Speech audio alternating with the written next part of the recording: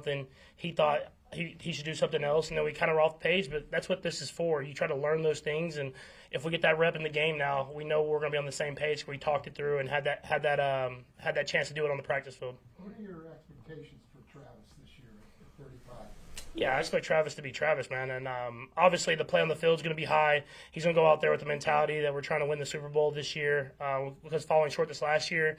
But then I think more than anything, it's the leadership that he brings to the building every single day and how he leads by example and how he leads vocally. It's a big impact on our football team.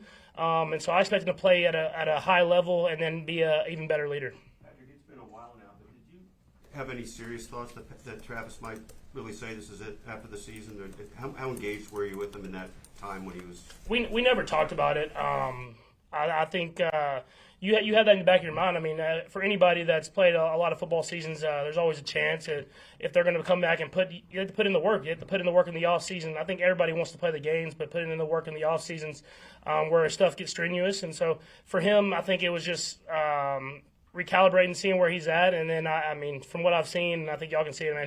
He's ready to go. I mean, he's been putting in the work this off season, and he's excited for another chance to make a run at it. You just figured give him space. I mean, you didn't want to. No, I don't ever press guys and stuff like that, and I just thought I'd give him space and let him make that decision on his own because you don't want to have regret either way. I mean, if you come back, you don't want to come back and not give everything you have to it, and if you leave, you don't want to leave too soon. So it's a happy medium that you have to find. Hopefully, I don't have to find it for a long time, but that's something that every athlete has to deal with in whatever career they have. Patrick, the outside expectation is that the weapons will be healthy, protection should be better this year. When you hear something like that, what can the offense be if all that is true? Yeah, I mean, I think all you can do is just be better than you were the day before. I mean, obviously, we have an expectation that we're going to go out there and score every single drive, but that comes with a lot of single reps, a lot of practice reps, a lot of time spent with the guys, and so it takes every single person in the building to go out there and have the top offense in the league, and so we have to just go into every practice, every film study, whatever that is, with that mindset that we're going to get the best out of it.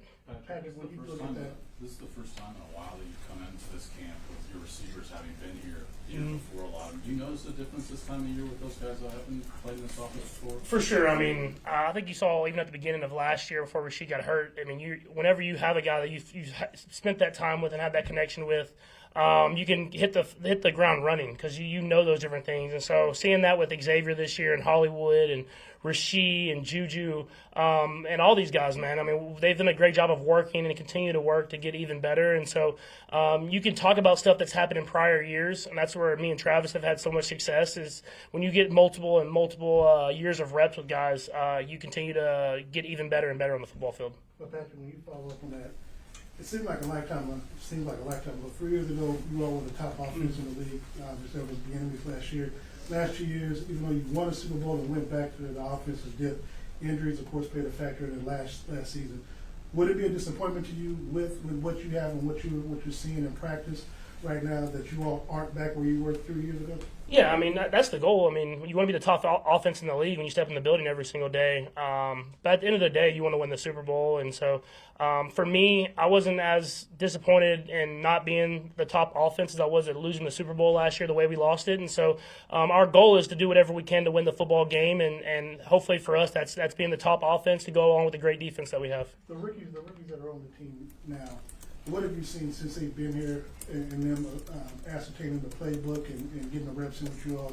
Where would you put them at right now? Yeah, no, I think it's kind of cool to see. I don't know if it's like an NIL thing or guys staying in college longer, but it's a very mature group. It's guys that come in and they know how to work, they know how to get after it, but they're learning quickly. And so to hear them talk and to hear them do different things, I don't know if they've transferred or whatever it is. They've been in different offenses, but they have a good understanding of football. And so now it's about teaching them how to work to the standard that Coach Reed has. And for any rookie, that's going to be a challenge, but I thought these guys have done a great job of picking up on it. But picking up a playbook like a Josh Simmons and are they getting it from what you Josh is doing a great job, man, and he's getting healthier and healthier every single day, and he's doing a great job of learning. I mean, he's getting the ultimate test going against Spags and seeing the blitzes that he's going to see, and so he'll continue to get more and more reps, but he's doing a great job with the whole process, and I'm excited for him to get even healthier going into training camp. We saw the ring boxes out there. Are those this year kind of a painful reminder of the way the season ended, or a symbol of what the team accomplished getting to the Super Bowl? A little bit of both. I mean, I appreciate it because I know at the end of my career I'll look back and remember those times with that team. But obviously the ultimate goal is a Super Bowl ring, and so you have a little bit of you appreciate it because you know what you did with that team, but it's a reminder for you to go out there and be even better. I put it this way: I put those like in my safe, and I put the other ones on top of my safe. I keep both, but some of them I showcase a little bit more. Patrick, what does the next month look for you? I know you probably takes personal time, but how do you stay in tune football-wise over the next month or so? Yeah, it's a lot of working out. This is like when Bobby gets excited because he knows I'm going to be in the gym working out. And so it's a lot of working out, throwing with some of the guys that will be in town, and then spending some time with my family just because knowing that I'll be in football season and miss a lot of that time. So there'll be a lot of parks and water parks and stuff like that to go along with a lot of football workouts. You always wish it was a little more time, because it seems like it's shortening and shortening. Yeah, I know. I don't know how it works, man. It just seems like the off season gets shorter and shorter every single year, but that's part of the process, man. I think Coach Reed's done a great job of kind of pulling back a little bit in some of these OTA type days just to kind of keep guys' legs under them. But I think it's like 4 weeks. I'll spend as much time with my family, try to stay in shape as best as possible, and be ready to go whenever we step on that football field in St. Joe. A couple more. How many times have you watched the Super Bowl? And I guess what did you learn? I haven't watched it too many times. I mean, we did some like film study and you do scheme stuff, but you watch it after the game and you see it in the scheme and stuff like that. You take away the positives, but obviously you got to learn from the negatives. Obviously, the Philadelphia's defense had stuff on us with Coach Fangio that they did a great job of taking away our best stuff, and so learn from that, have stuff to counteract that, and be ready to go this next season. Let's go last one, Nick.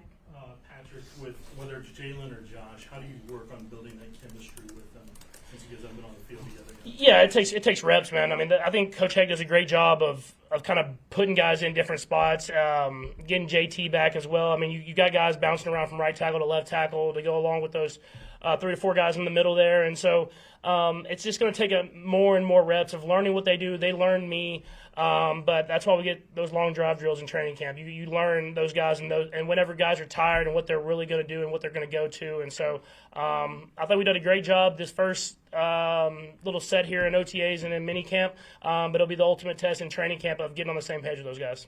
Thank you, everybody.